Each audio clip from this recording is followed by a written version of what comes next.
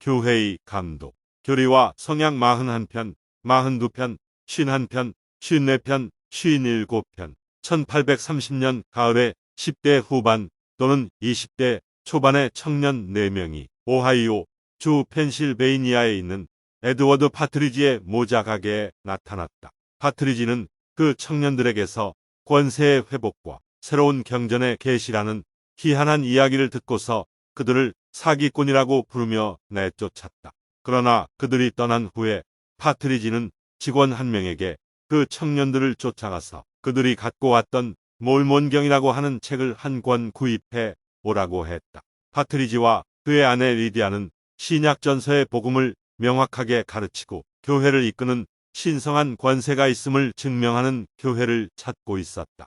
리디아는 선교사들의 메시지를 듣자마자 그들의 가르침에서 자신이 성경을 통해 알았던 진리가 있음을 알아보고는 침례를 받았다.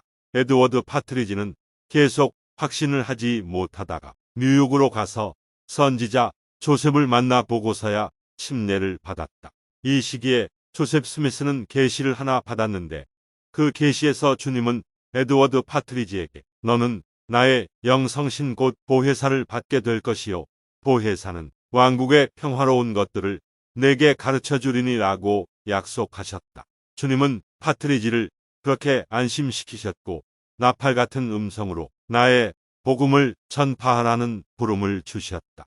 교리와 성약 36편 1절 참조. 파트리지는 새로 찾은 신앙을 매사추세츠에 있는 부모 및 형제 자매들과 나누려고 그곳을 떠났다. 그의 가족들은 대부분 그의 메시지를 받아들이지 않았지만 파트리지는 복음을 그들에게 전하라는 임무를 이행했다.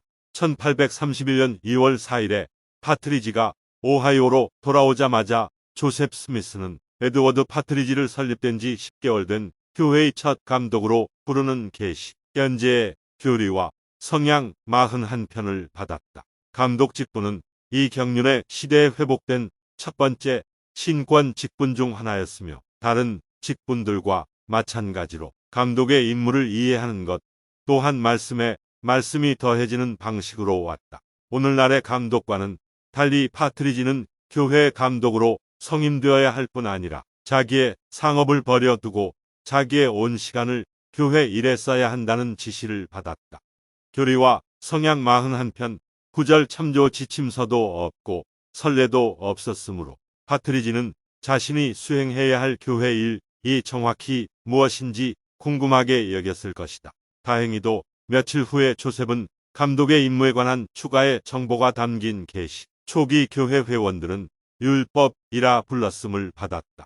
이 계시, 현재 교리와 성약 42편의 나옴에서 주님은 성도들에게 깨뜨릴 수 없는 성약과 증서로 그들의 모든 재산을 감독과 그의 보좌들을 통해 그분께 바치라고 명하셨다. 그런 후에 재산을 바치는 사람은 감독에게서 자기 자신과 가족을 위해 충분할 만큼 청지기 직분을 받게 되었다. 감독은 잉여 재산을 가난한 자와 궁핍한 자에게 나누어 주고 토지를 구입하며 시온을 건설하기 위해 창고에 간직해 두라는 지시를 받았다. 교리와 성약 42편 34에서 35절 참조. 파트리지가 감독으로서 해야 할 첫 번째 주요 과업 중 하나는 뉴욕에서 떠나라는 명을 받은 성도들이 오하이오에 도착하는 것과 관련된 일이었다. 파트리지는 그 성도들이 상속할 땅에 그들을 정착시키는 책임을 받았다. 초기 교회 회원인 레먼 코플리는 뉴욕 주 콜스빌에서 오는 성도들이 커틀랜드에서 약 32km 떨어진 오하이오 주 톰슨에 있는 자신의 307헥타르 소유지에 정착하게 하도록 제의했으며 파트리지에게는 콜스빌 성도들을 코플리의 소유지에 어떻게 편성할지에 관한 좀 더 구체적인 계시가 필요했다. 그에 대한 응답으로 주님은 조셉 스미스를 통해 현재 교리와 성약 51편에 나오는 지시를 파트리지에게 주었다. 주님은 파트리지에게 콜스빌 성도들을 위해 땅을 나눌 때 이 백성에게 그 가족에 따라 그 부족과 필요에 따라 모든 사람에게 균등하게 그들의 몫을 정해 주어야 한다고 가르쳤다. 교리와 성약 51편 3절 참조 파트리지에게는 페인즈빌에 자신의 소유지가 있어서 땅이 필요하지는 않았으나 그 계시에서 그는 감독으로 봉사하기 위해 모자를 만들어 파는 직업을 희생한 대가로 창고에 있는 잉여물을 자신의 가족을 부양하는 데 사용하라는 말씀을 들었다. 교리와 성약 51편 14절 참조. 성도들은 헌납의 법에 따라 생활하는 것을 권으로 여겨야 했다. 교리와 성약 51편 15절 참조. 그러나 모든 사람이 그 율법을 그런 관점으로 바라본 것은 아니었다. 코플리는 곧 자신의 제의를 취소하고 폴스빌 성도들을 자신의 땅에서 내쫓았으므로 그들은 어디로 향해야 할지를 알고자 했다. 6월 10일에 주어진 계시 현재의 교리와 성약 54편에서는 그들의 걱정을 해소하기 위한 의외의 방법이 제시되었다. 즉, 그들에게 1280km 이상 떨어진 미주리로 영구히 이주하라는 것이었다. 교리와 성약 54편 8절 참조. 그 무렵에 조셉 스미스, 에드워드 파트리지, 그리고 그 밖의 사람들은 또한 미래의 시온성이 세워질 것으로 예상된 장소가 있는 미주리로 여행을 떠날 준비를 하고 있었다. 교리와 성약 52편 24절 참조. 파트리지는 몇 달 내로 돌아올 것이라고 여기며 떠났다. 그러나 장로들이 미주리주 서부 지방 끝에 있는 변경 도시인 인디펜던스에 도착하자마자 조셉 스미스는 인디펜던스가 북이 시온의 중심지가 되어야 한다고 밝히는 계시, 현재 교리와 성약 57편의 나옴을 받았다. 그 계시에는 또한 다음과 같은 중대한 명령도 담겨 있었다.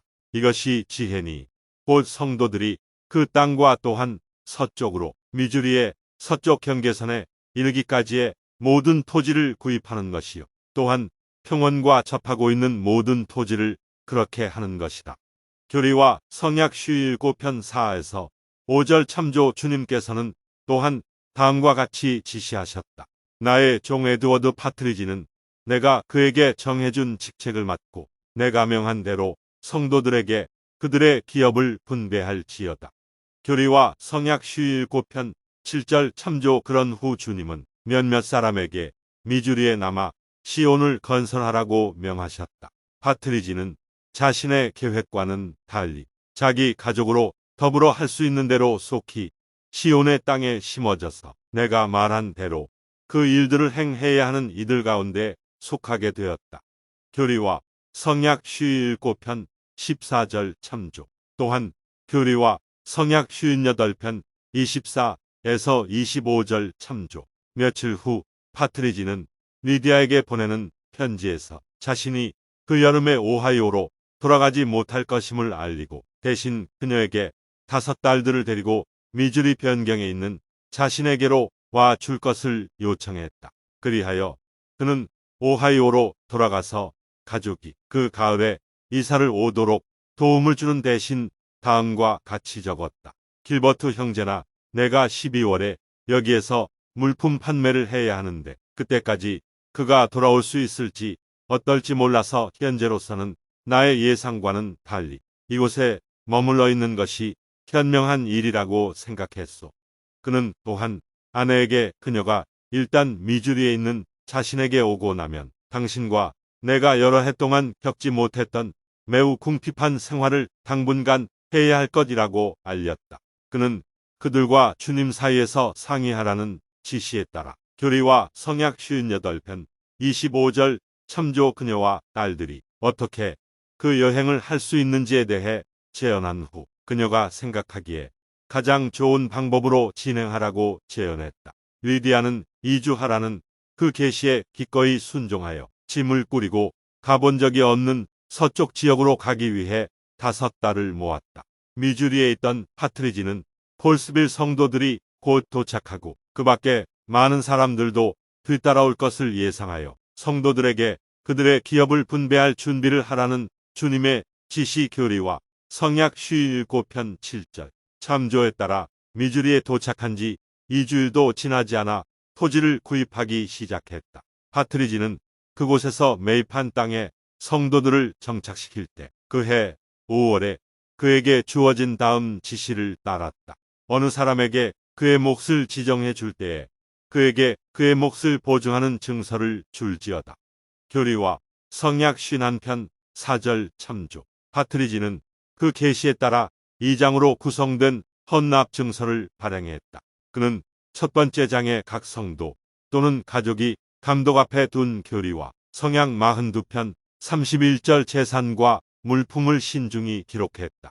그리고 그 증서의 두 번째 장에는 각 회원이 청지기로서 돌보아야 할 재산이나 물품, 주로 그들이 헌납한 것들을 세심하게 기록했다. 그런 후 각 회원은 자기 자신의 재산이거나 또는 헌납에 의해 그가 받은 것에 대한 청지기가 교리와 성약 42편 32절 되도록 임명되었다. 파트리지는 헌납의 법에 따라 생활하고 청지기 직분, 대리인, 책임의 원리에 따라 행하라는 주님의 권고를 받아들이기로 선택한 많은 성도들을 위해 주님의 대표자로 일했다. 그러나 이번에도 모든 사람이 이 율법에 따라 살기를 원한 것은 아니었다. 몇몇 성도는 직접 자신의 토지를 구입했다.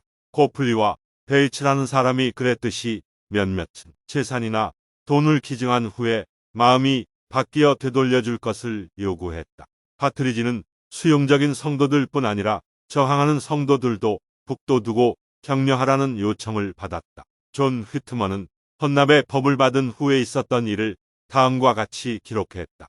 일부 회원들은 그 율법을 받아들이려 하지 않았으므로 이즈 에드워드 파트리지 감독은 그런 회원들이 있는 몇몇 지부를 방문했다.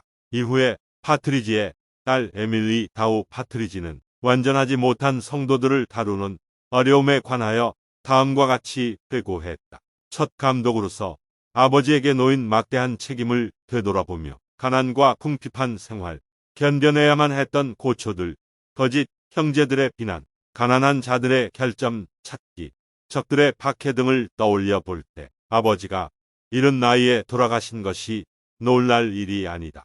파트리지가 받은 축복사의 축복문에는 이런 경고가 있었다. 그대는 그대의 직분으로 지치고 그 일을 사임하고 잠시 쉬고 싶은 소망이 생길 때까지 그 일을 맡게 될 것이다.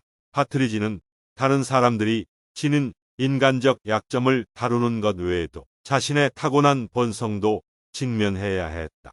눈에 보이는 자원이 거의 없는 상태에서 시온을 건설해야 하는 어려움에 직면했을 때 파트리지는 분명 성공 가능성을 의심했다. 주님은 그에 대한 응답으로 그에게 이렇게 경고하셨다. 그러나 만일 그가 자기의 죄 곧 믿지 않음과 마음이 눈먼 것을 회개하지 아니하면 그는 넘어지지 않도록 조심할지어다.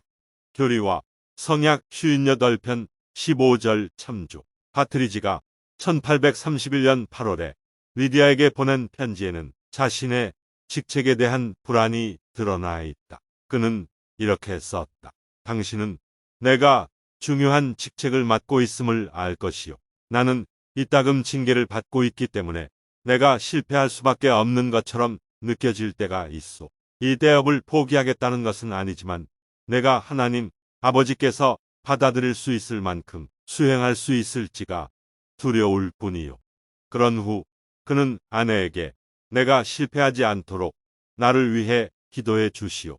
라고 간청했다. 그로부터 2년이 지난 1833년 7월에 분노한 폭도가 파트리지와 그의 아내가 태어난 지 3주 된 에드워드 파트리지 2세와 함께 앉아있던 그의 집으로 들어와 그를 인디펜던스의 중심 광장으로 끌고 갔으며 그곳에서 그들은 그를 때리고 타르치를 하여 깃털을 꽂았다. 사흘 후 파트리지는 성도들에 대한 추가의 폭력을 방지하고자 두려움도 없이 다른 5명의 남자와 함께 나머지 성도들에 대한 몸값으로 자신들의 목숨을 내놓겠다고 제의했다. 그들의 제의는 거절되었으며 대신에 그들은 잭슨 군을 떠나는데 억지로 합의하라는 압력을 받았다. 몇 주가 지난 후 파트리지는 오하이오에 있는 친구들에게 나의 거룩한 주님의 대업에서 내가 가진 모든 것을 사용하고 내 자신까지도 내어 주고 싶다는 글을 써서 보냈다. 파트리지를 감독으로 부르고 그 직분에 대한 임무를 개략적으로 설명해준 계시들을 통해 그의 남은 생애가 결정되었다. 그는 성도들이 미주리 시기를 거쳐 일리노이 시기에 접어들기까지 감독으로 계속 봉사했다. 1840년 봄, 파트리지는 나부에서 자신의 가족이 살 집을 짓던 중 병이 났다. 그는 1840년 5월 27일에 아내와 6세 내지 20세 되는 5 자녀를 남겨두고 세상을 떠났다. 파트리지가 감독으로 부름받았을 때 주님은 그를 다음과 같이 묘사하셨다. 그의 마음이 내 앞에서 순결하나니 이는 그가 그 속에 간사함이 없는 옛날의 나다나엘과 같음이니라. 교리와 성약 41편 11절 참조. 초기 교회 회원인 데이비드 패티그루는 파트리지를 이렇게 묘사했다. 신약 전서에 감독의 직분을 수행하는 사람은 정중하고 사려 깊고 상냥하며 쾌활해야 한다고 나와 있듯이 그는 자신이 맡은 높은 직분을 매우 위엄 있게 수행한 신사였으며 그의 가족도 또한 그와 같이 매우 상냥했다. 윌리엄 W. 펠프스는 파트리지에 대해 이렇게 기록했다. 그가 맡았던 역할을 그처럼 꾸밈없는 위엄을 지니고 수행할 수 있는 사람은 거의 없을 것입니다. 그는 믿음직한 사람이었으며 저는 그를 사랑했습니다. 파트리지가 사망하고 8개월이 지난 후에 주님은 회복된 교회의 그 충실한 첫 감독이 그분과 함께 있다고 밝혀주셨다. 교리와 성약 124편 19절 참조.